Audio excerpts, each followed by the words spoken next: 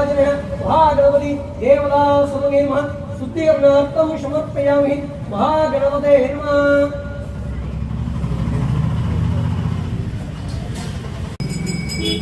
വലിച്ചൊരിഞ്ഞുകൊണ്ട് താമരക്കുളത്തിന്റെ തിരുനെത്തിയിൽ തിലോപ്രിയവാഴ്ത്തി പരിലസിക്കുന്ന താമരക്കുളത്തെ മഹാഗണപതി ഭവന് വേണ്ടി സമർപ്പിക്കുന്ന ഈ വർഷത്തെ മഹാ ഊട്ടുപൂജാകർമ്മം ഇതാ താമരക്കുളത്തെ മഹാഗണപതി ക്ഷേത്രം മേൽശാന്തി ശ്രീ നാരായണമൂർത്തിയുടെ മുഖ്യ കാർമ്മികത്തിൽ നടന്നുകൊണ്ടിരിക്കുന്നു.